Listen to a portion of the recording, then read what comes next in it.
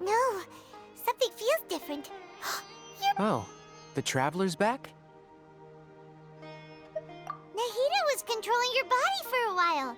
It seemed like she jumped over to you as an emergency measure right before the Catherine puppet was destroyed. After that, Tainari heard the commotion and came over. He helped us defeat the mercenaries and then he ran with us all the way here. What? You swapped places? You mean your consciousness also went into Nahida's body? Wait, then where is Nahida's consciousness? Where is she now? I never imagined that an individual's consciousness could be transferred around like this. Had I not seen it with my own eyes, I would have never believed it. I don't think this can be achieved with current humans. Also, while we were running, the consciousness in your body told me to pass on a message. She said, "The doctor has found a way to trap my consciousness, so I can't journey with you anymore. But even in a moonless night, a shower of starlight can still drown out illusions and lies." Oh no! Nahida's trapped in the sanctuary of Surasthana for good this time. Was that message all she left for us? It's pretty vague.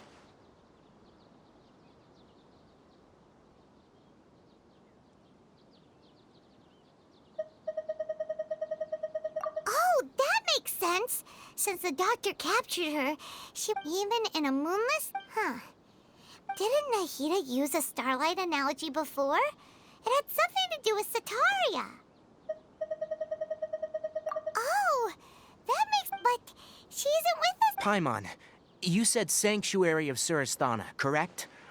Does this mean that this Nahida you're talking about, the consciousness who was occupying the Traveler's body, is the Dendro Archon? Your guess is correct, but the situation's a bit complicated, so it's really hard for us to explain right now. That's all right. A scholar's curiosity doesn't need to be appeased right away.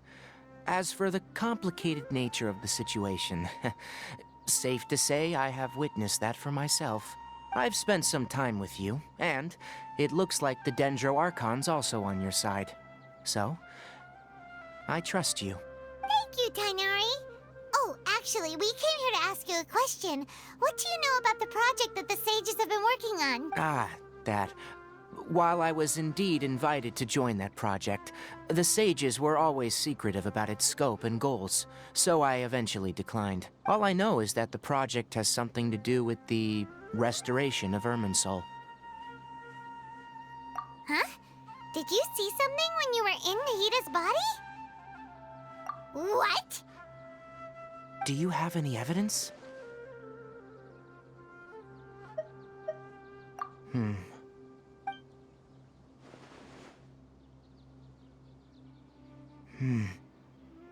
So that's what happened.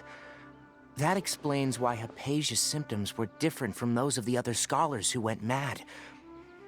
It's because she made contact with the consciousness of a new god who is still in the process of being born. Tainari, did you leave the Avidia Forest because of Hypatia? I did.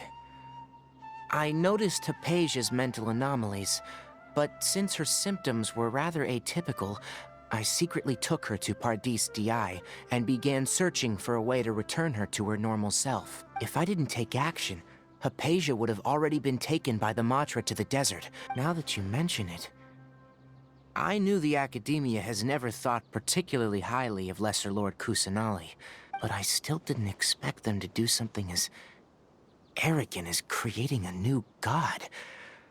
Looks like I made the right decision by not accepting their invitation.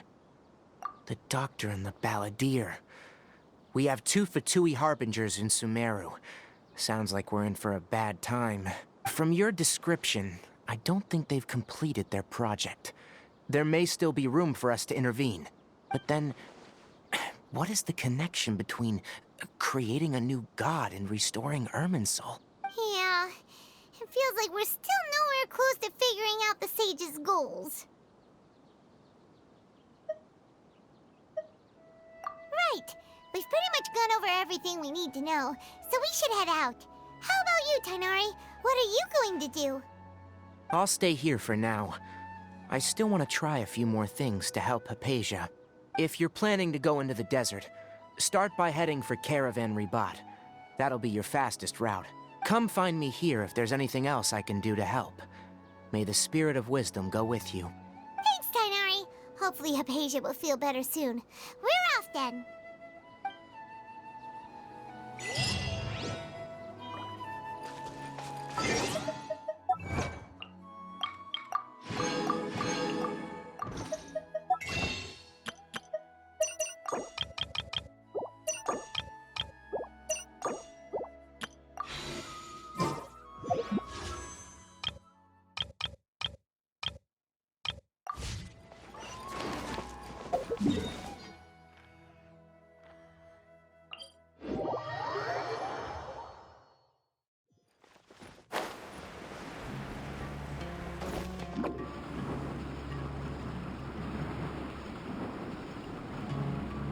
Can't touch me.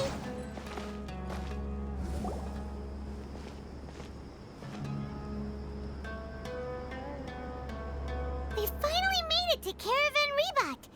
It's pretty lively here. So, just past this wall is the desert, huh? Oh, wow. Paimon remembers hearing people call this the Wall of Samiel. It's made to block sandstorms from the outside. Oh, if it's this tall, it's gotta be the divine work of Greater Lord Rukkhadevata, right? Enough gawking. Come on, follow me. Huh? Over here. Oh, Haytham went that way! Let's hurry up and follow him. Wonder what he's up to.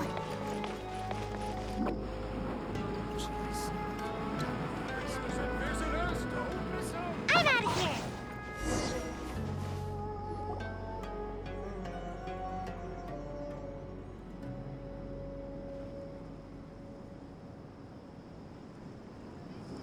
What the...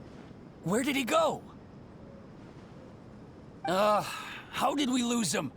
They were just here a second ago. More Eremite mercenaries? Who are they working for this time? Anyway, Traveler, it seems like we were being followed again. You were too careless. You should have noticed those hopeless amateurs trailing you a long time ago. There's no need to thank me. I've never cared to keep track of personal favors. All I did was correct a mistake I happened to come across. It's a habit I developed at the Academia. You really gave Paimon a scare, Alhaitham. We never thought we'd run into you here. Last time we met at Port Ormos, didn't you say you were going back to the Academia? Wait, don't tell Paimon that you're here to take us back on their orders. Oh, so you've already landed yourselves on the Academia's hit list. I can't say that I didn't expect it. However, had I wished to turn you over to the Academia, don't you think you'd already be the Eremites' honored guests by now? Oh, right. You do have a point. I have no interest in running errands for that project. As a scholar, I've always belonged to the camp that promotes researcher autonomy. And these days, you're more fascinating than anything the sages can offer. Not quite. To tell you the truth, I'm still everyone says the capsule originated in the desert and was eventually moved to Port Ormos. If I am to get to the bottom of this, I must understand how the capsule first came to be. Which brings me back to you and why you're so interesting.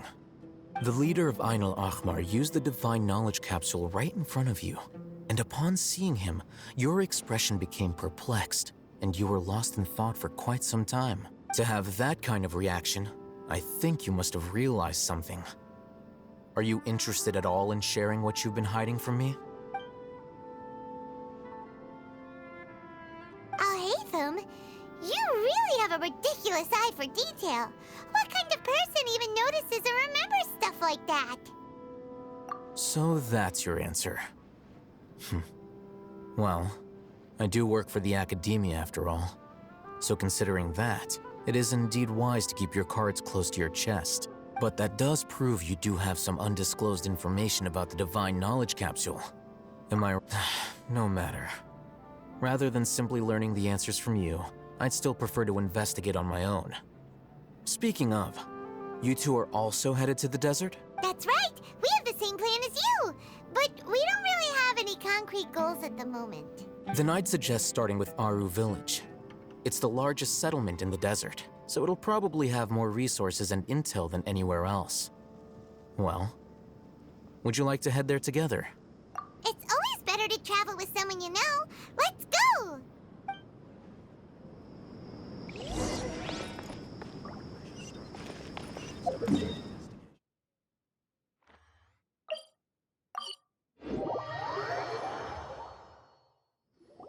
Before us lies Aru Village, the safe haven of the desert folk.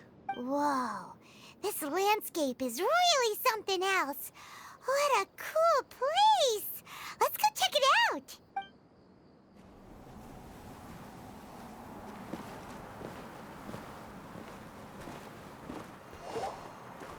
Wow!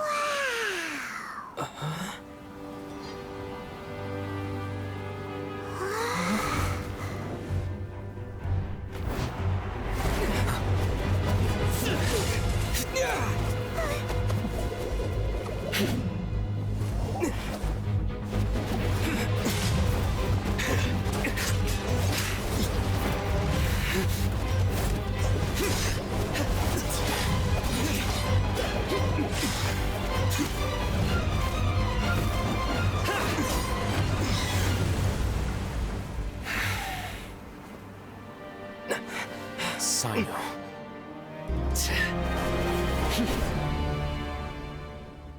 Unless my memory fails me, we have barely spoken 2 words to each other before now at the Academia. Would you care to enlighten me as to when and how I invited the General Mahamatra's wrath? Oh, Hatham. Do not think you can escape my judgment just because you managed to escape my attack. Judgment? So that's how you'd characterize your actions here, is it? Or would elimination perhaps be a more accurate description? Had I used my full strength, not even this traveler would have been able to stop me. Though styled like an assassination, I sought only to ensure that my target would be unable to flee or resist. Standard practice for the Matra, as well you know. Seemed to me more like your own personal touch. Who is that, Al-Haytham? Did you call him General Mahamatra? Yes. General Mahamatra Sino, head of all the Matra at the Academia. He's a formidable hunter, and the ultimate nightmare for any who have committed academic crimes. You seem to have placed a lot of trust in Al-Haytham, to the point of blocking an attack for him. If I were you, I'd never choose to side with him. I wouldn't believe a single word that comes out of his mouth. I have been pursuing this scribe for a long time. I urge you, stand back and do not seek to defend him any longer. Otherwise, there will be consequences. Has Al-Haytham done something wrong? Paimon doesn't think he's as bad as you've made him out to be. I won't waste my breath explaining things. Al-Haytham, I saw it during our fight. Take it out. The divine knowledge capsule you're hiding on your person. Unless you want me to retrieve it for myself. Very perceptive of you. Nothing escapes a Matra's senses. Wait, the divine knowledge capsule? Didn't it fall into the Matra's hands in Port Ormos? No wonder you speak with such confidence, Sino. But I must admit, I'm very curious. What does this capsule mean to you? And why, as General Mahamatra of the Academia, are you all alone in the desert? As far as I'm aware, the other Matra have been speculating about your disappearance. Have you been given a mission that's, let's say, morally dubious? If I was the real target of your mission, what was stopping you from simply using your authority and resources to judge me within the walls of the Academia? I should have known you'd be difficult to deal with. You two? Ugh! What should we do, Traveler? Paimon feels like we can't trust either of them. Well, look at you two, acting all tough and self-righteous over there. Wait, Dia?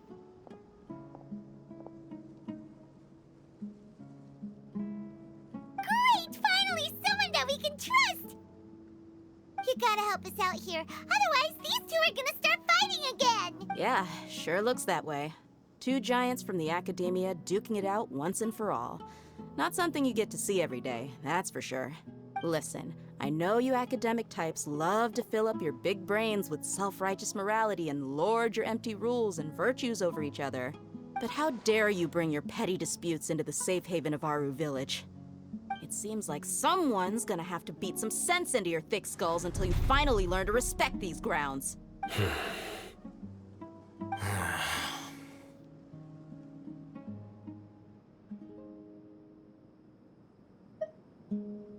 Hey, did either of you hear a word I just said?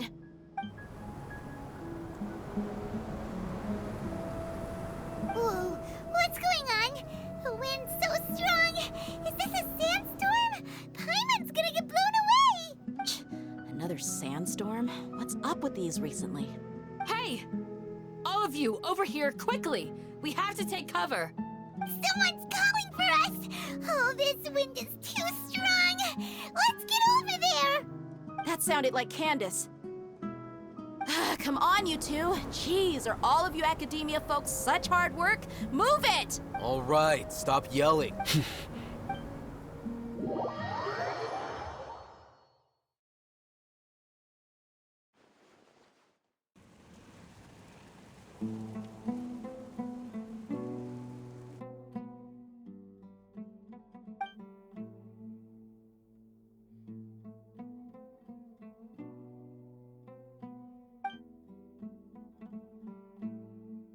Well, this is pretty awkward. Hey, wanna play sardines with 3 people who wanna tear each other limb from limb? Sure, why not? Sounds fun. The air is so thick and heavy. Paimon can hardly keep floating anymore. My sincere apologies, everyone. This is the home of our village chief. I will have to ask you to make do with this small room until the sandstorm dies down. Please, let me introduce myself. I am Candace, protector of Aru Village. Our savior has come at last! Nice to meet you, Candace. The name's Paimon. There's no need to thank me. It's only right to help each other when the weather gets rough. Wow, she's so gentle and caring, like a nice older sister. Unlike those guys over there. All right. Now that we're all better acquainted, we should return to the topic at hand. As a guardian charged with the responsibility to protect my fellow villagers from harm, I was observing your conflict from afar, even before the sandstorm started. And now that you have set foot within our village itself, it is all the more my responsibility to make absolutely sure that you pose no threat whatsoever to us. So please, have an honest and sincere conversation with one another, and put your heart. If anyone dares to start anything again while they are under this roof, I will not hesitate to send them out for some quality time with the creatures of the sandstorm. Oh, on second thought, Paimon may have misjudged Candace's character.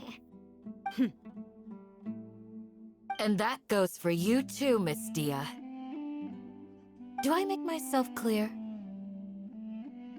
All right, we got it, Candace.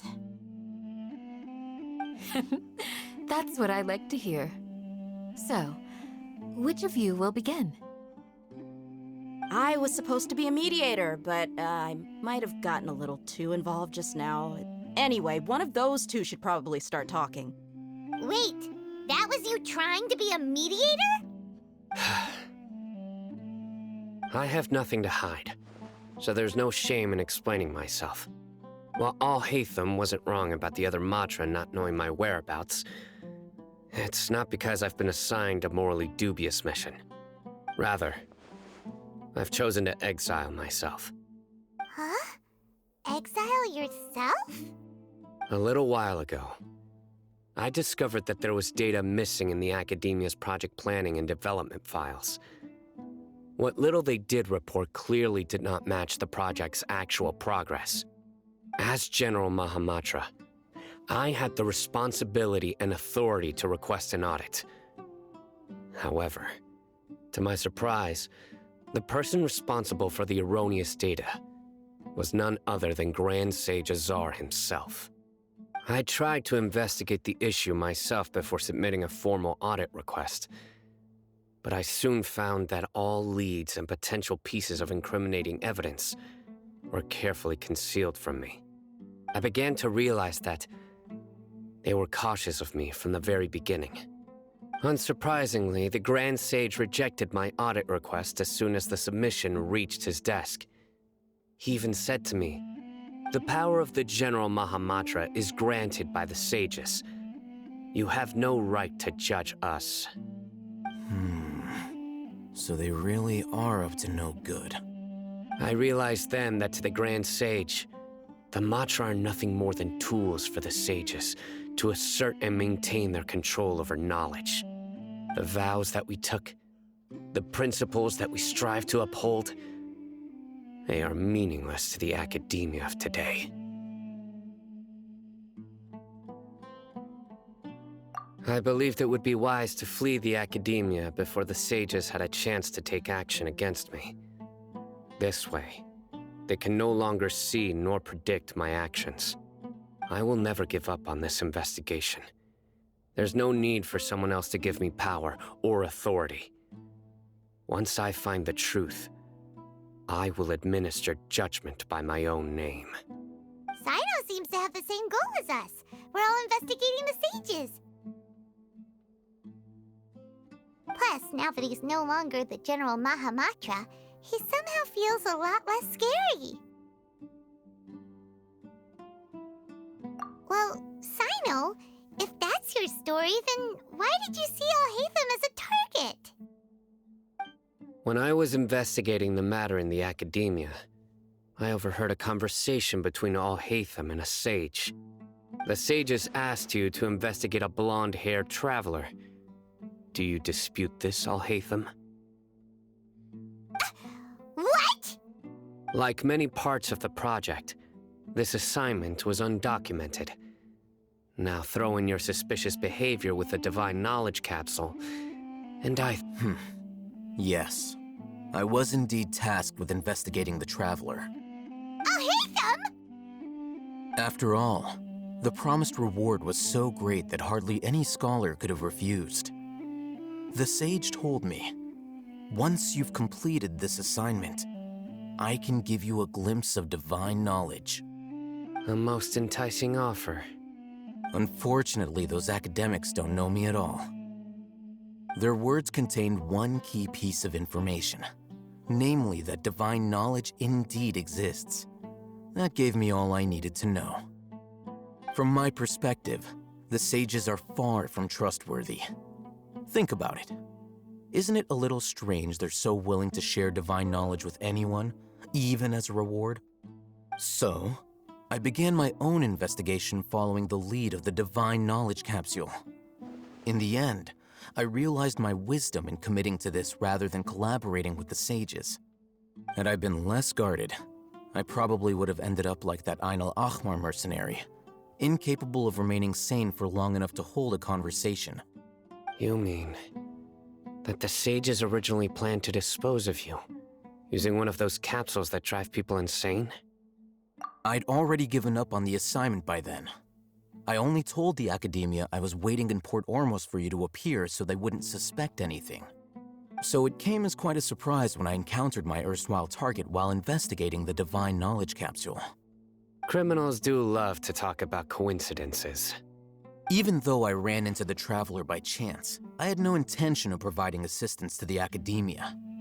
Also, you should remember, you were the ones who decided to follow me and strike up a conversation after I left that tavern. That's true. Alhaitham helped us out at Caravan Rebat as well. Maybe he's telling the truth. I'm willing to apologize if that's worth anything to you. I took the Divine Knowledge Capsule behind your back because I judged its existence to be a significant risk. I felt that it would be best for no one to interact with it before it had been properly studied. After all, curiosity often proves to be the most dangerous thing in this land. You should be well aware, Scribe Al-Haytham, that curiosity can also lead you to danger and suspicion. Answer me this. Did the sages share any information about their project with you? Have I not made myself clear? You and I are both distrusted by the academia. Do you really think they would tell me anything? Fine. Although you haven't completely proven your innocence, I won't regard you as an enemy, for now. As you wish. Good. I'm glad to see you two clearing up your misunderstandings. And now you, Dia. I believe it's your turn. Oh, sorry. Whatever the boys were talking about must have been so boring that I spaced out. My situation is pretty straightforward. My employer, Dunyarzad of the Homayani family, is friends with the Traveler and is currently recovering from her illness at home. I had nothing going on, so I decided to return to Aru Village for a visit. I was actually looking forward to a pretty exciting time getting back together with everyone here. But then I saw these two random guys in the middle of a pointless argument. It ticked me off, and things went downhill from there. Is that all? Well, I will admit that definitely sounds like your style. In that case, welcome back, Dia. That's more like it. I missed you all so much, Candace.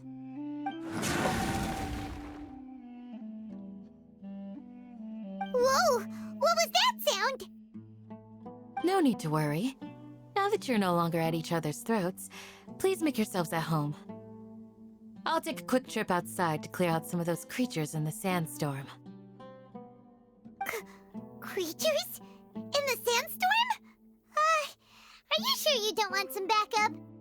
Fighting in a sandstorm is not for the faint-hearted. Anyone without extensive training in these conditions is at a disadvantage. You needn't worry. Yeah, just leave him to Candace. Don't worry, she's as tough as they come.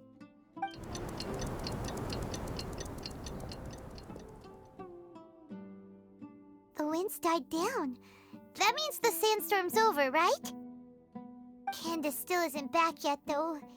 Is she alright? Maybe we should go out and check on her. When you put it that way, even I'm starting to feel a little worried. All right, let's go.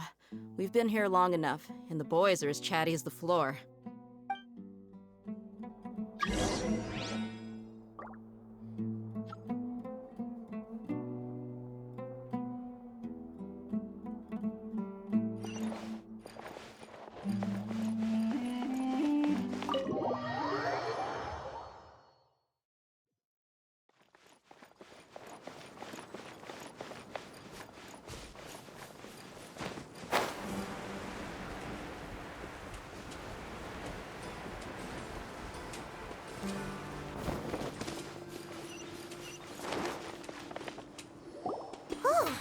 Candace, you're still fighting? You've been out here dealing with these creatures the entire time? Yes. They just keep coming in waves. I've lost count of how many Here comes another wave! Leave this round to us. I got interrupted earlier, but now I have something to take my anger